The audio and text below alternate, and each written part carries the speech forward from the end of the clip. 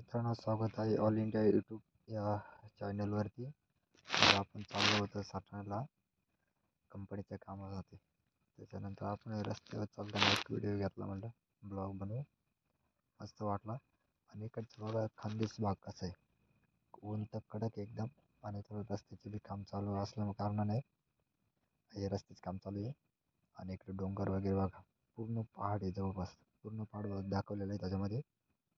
आणि दरी आहे, बारी बारी म्हणतो, कारण तुम्ही खानदेशाला जाताना सटाणा या भागात जाताना तुम्हाला बारी दिसेल लगेच.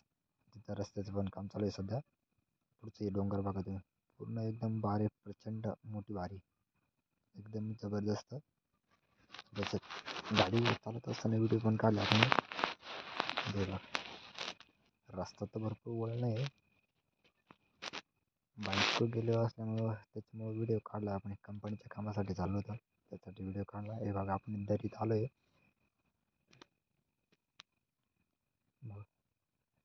कसं दिसतं डोंगर मस्त समोर.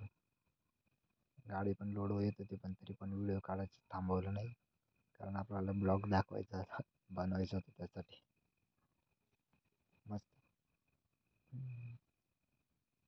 प्रचंड इकडचे भाग धरूनच जास्त दरीखोरी जास्त आहे. तर त्याच्यात ही सर्वात मोठी दरी आहे, बारी म्हणतो आपण त्याला. या भागात आल्यावर तुम्हाला माहितीच असेल की भरपूर जण बारीच म्हणतात त्याला. एक घाट आहे एक प्रकारचा. तुम्हाला नाशिक आणि सटाणा म्हणजे या हायवेवर, नाशिक सटाणा हायवे नाही तर सोग्रस आणि सटाणा हायवेवरूनच तुम्हाला दरी आहे. आणि इथं जागीच एक टर्न आहे मोठा बघा. आणि इथंच रस्त्याचं काम चालू आहे, टर्नाजवळच पूर्ण रस्त्याचं काम चालू आहे. रस्ता प्रचंड खराब झालं आहे, पण रस्ते दुरुस्तीचं काम चालू आहे रस्त्याचं.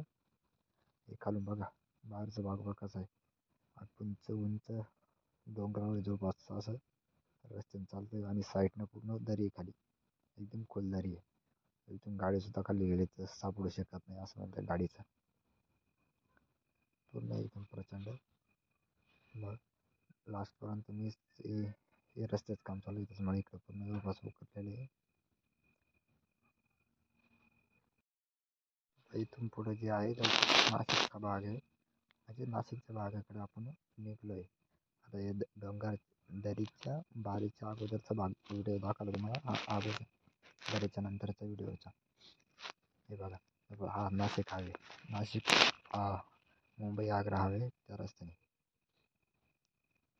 कारण इकडचं वातावरण तिकडचं वातावरण भरपूर फरक आहे. कारण सटाणा आणि नाशिक म्हणजे किती 70-80 किलोमीटरचं अंतर आहे, पण वातावरणामध्ये खरंच बदल आहे. प्रचंड ऊन आहे त्या भागात.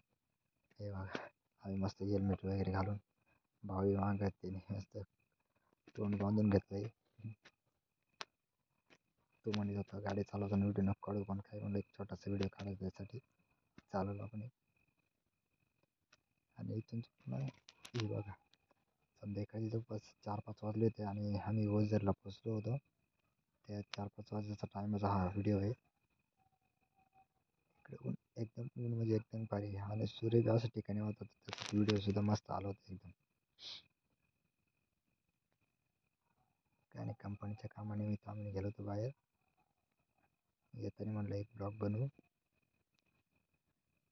आणि व्हिडिओ कसा वाटला असेल तर तुम्ही कमेंटमध्ये नक्की सांगा.